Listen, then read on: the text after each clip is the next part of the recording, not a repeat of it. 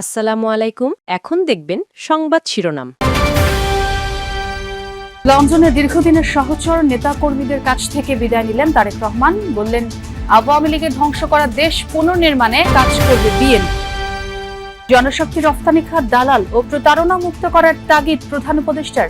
করতে হবে তরুণ প্রজন্মের শক্তির যথাযথ ব্যবহার। সারা দেশে মনোনয়নপত্র বিতরণ চললেও জমে ওঠেনি ফর্ম সংগ্রহ। বড় দলের প্রার্থীরা না যাওয়ায় অনেকটা অলস সময় কাটাচ্ছেন কর্মকর্তারা। ওসমান হাদির মস্তিষ্ক থেকে গুলির রয়ে যাওয়া অংশ বের করা জরুরি। এখনই অস্ত্রোপচারের ঝুঁকি নিতে চান না সিঙ্গাপুর জেনারেল হাসপাতালের চিকিৎসকরা। এতক্ষণ দেখছিলেন সংবাদ শিরোনাম, এখন দেখবেন বিস্তারিত।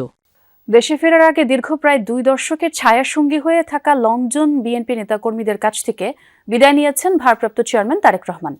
দেশের ভাবমূর্তির কথা চিন্তা করে 25 ডিসেম্বর হিথ্রো বিমানবন্দরে নেতাকর্মীদের ভিড় না করার অনুরোধ করেন তিনি। এ সময় দীর্ঘদিন পাশে থাকায় যুক্তরাজ্যের বাংলাদেশ কমিউনিটির প্রতি কৃতজ্ঞতাও জানান বিএনপির এই শীর্ষ নেতা।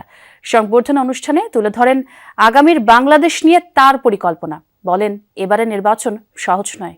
বিজয় দিবস উপলক্ষে যুক্তরাজ্য বিএনপির আয়োজনে লন্ডনের সিটি প্যাভিলিয়নে এই আলোচনা সভার আয়োজন হলেও তার রূপ নেয় তারেক রহমানের বিদায়ী সংবর্ধনায়। বিলেতের রাজনৈতিক সহকর্মীরা প্রায় 1.5 দশকের স্মৃতি রোমন্থন করেন। তৈরি হয় আবেগঘন পরিবেশ। অনুষ্ঠানে তারেক রহমানও কৃতজ্ঞ চিত্তে স্মরণ করেন যুক্তরাজ্য বিএনপির নেতাকর্মী ও বাংলাদেশ কমিউনিটির অবিরাম সমর্থনের কথা।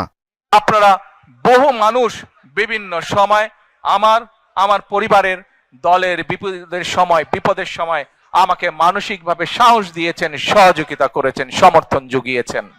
দীর্ঘ বক্তব্যে তারেক রহমান আগামী বাংলাদেশ কেমন হবে তার ধারণা দেন। 4 কোটি পরিবারের জন্য ফ্যামিলি কার্ড, সহজ শর্তে কৃষি উপকরণের জন্য ফার্মার্স কার্ড, শিক্ষা, স্বাস্থ্য, খেলাধুলা নিয়ে বিএনপির পরিকল্পনা জানান। এই 31 দফার ভেতরে আপনার, আমাদের সকলের বেঁচে থাকার মৌলিক অধিকারের নিশ্চয়তা কিভাবে প্রদান করা যায় তার কিছু ডাইরেকশন বা পরিকল্পনা আছে। একটি কার্ড ইন্ট্রোডিউস করতে চাই, যেটার নাম আমরা দিয়েছি ফ্যামিলি কার্ড।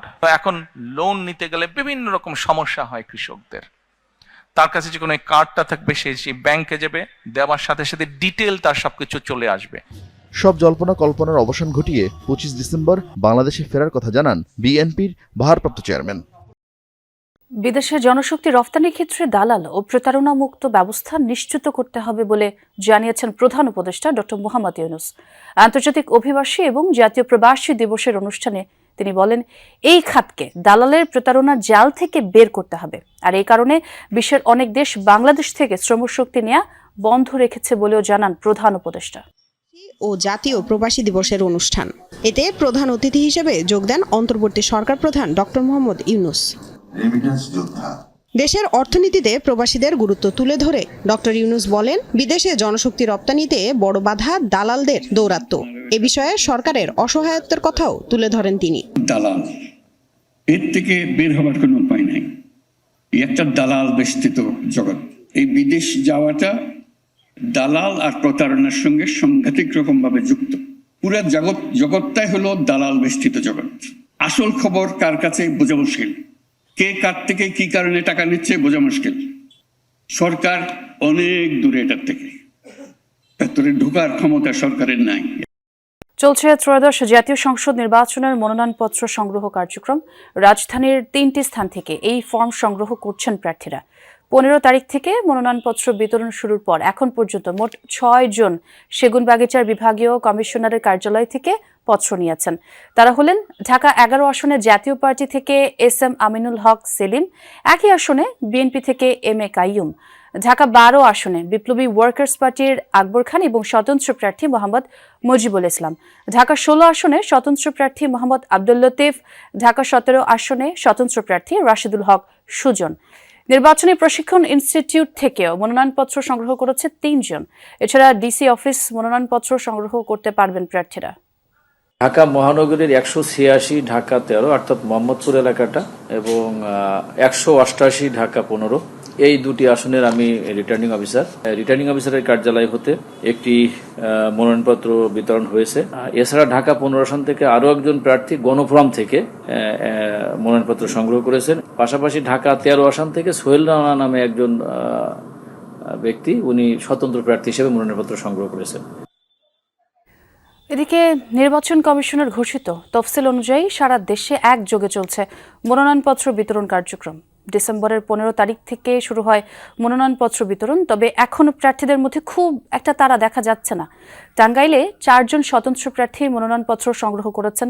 এছাড়া খুলনার 6টি সংসদীয় আসনে এখন পর্যন্ত সংগ্রহ করেছেন 7 জন। এর মধ্যে খুলনা 3 আসনে বিএনপি প্রার্থী রকিবুল ইসলাম বকুল সহ 2 জন, খুলনা 4 আসনে 2 জন, 5 ও 6 আসনে 1 জন করে মনোনয়নপত্র সংগ্রহ করেছেন। 29 ডিসেম্বর মনোনয়ন ফর্ম জমার শেষ দিন পর্যন্ত চলবে এই কার্যক্রম।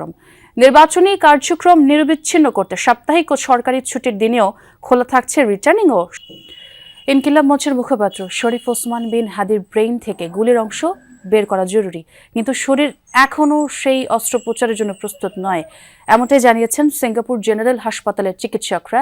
জানা গেছে গুলির অংশ বের করা সম্ভব না হলে স্বাস্থ্যের অবনতির শঙ্কা রয়েছে। তাকে যুক্তরাজ্য বা যুক্তরাষ্ট্রে নেওয়ার কথা বলা হলেও এই মুহূর্তে সেটা খুবই ঝুঁকিপূর্ণ বলছে হাসপাতাল।